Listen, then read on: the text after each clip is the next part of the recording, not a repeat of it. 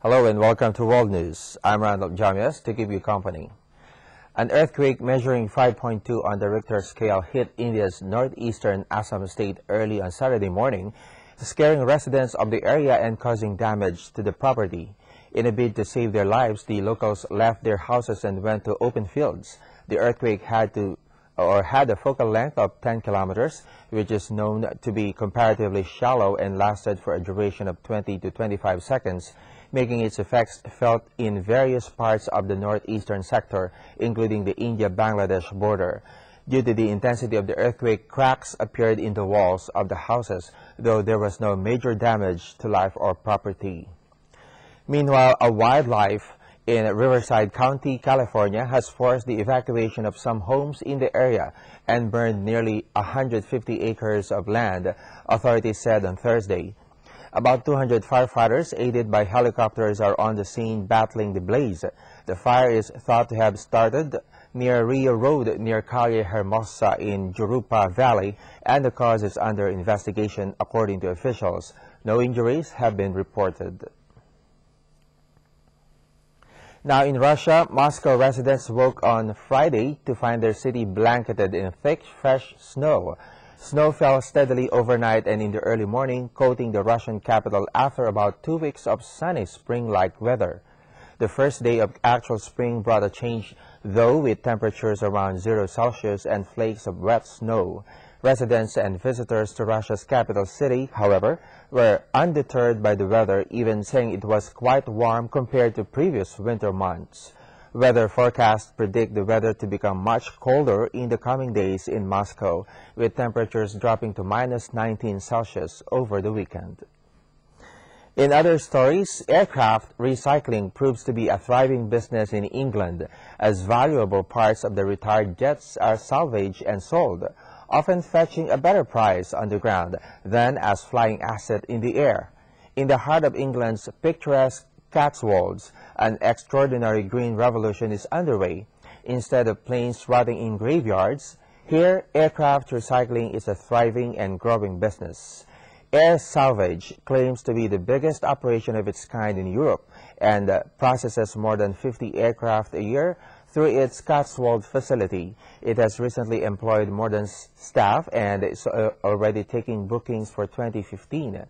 The salvage of air parts is a lucrative business, and most of Air Salvage's customers are actually the banks and leasing companies that own their asset.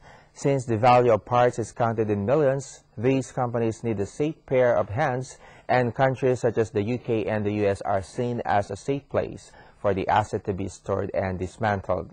The target for the future will be to recycle 100% of the aircraft. There's a new dog in the block, but this dog doesn't need bones to feed on. Boston Dynamics has developed a new robot called BigDog. Let's find out what new tricks it can do.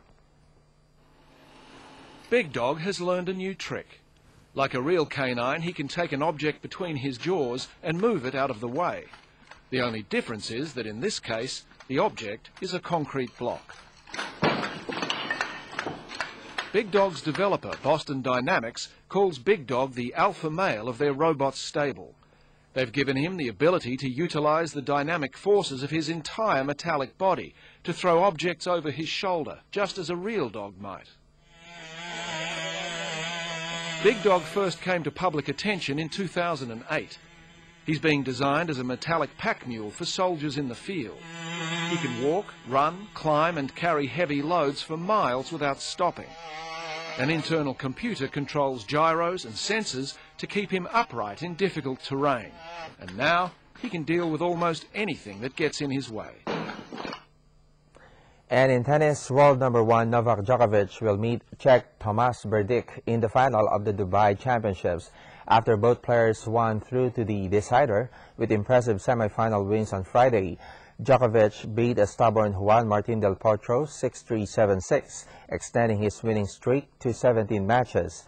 The Serbian seized the chance, pushing his opponent wide with an angled drive that found del Potro wanting and went 4-2 up. In the second semi-final, Berdych saved 3 match points on his way to beating title holder Roger Federer 3-6, 7-6, 6-4.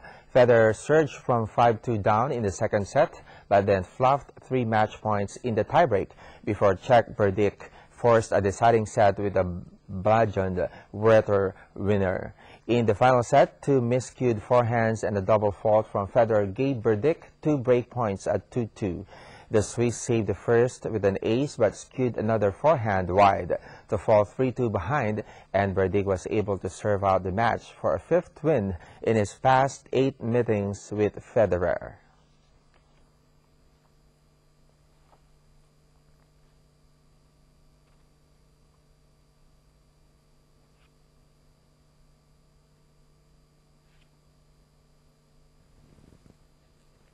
And finally, in golf, young American Luke Guthrie shot a sparkling 7 under par 63 to grab the early clubhouse lead at the Honda Classic on Friday after world number 1 Rory McIlroy withdrew citing a toothache.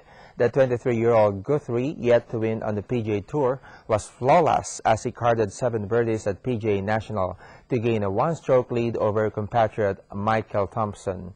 Britain's Lee Westwood and Australian Geoff Ogilvy put themselves in contention for the wit rounds of 68 and 66 respectively to lay 3 strokes back of Guthrie.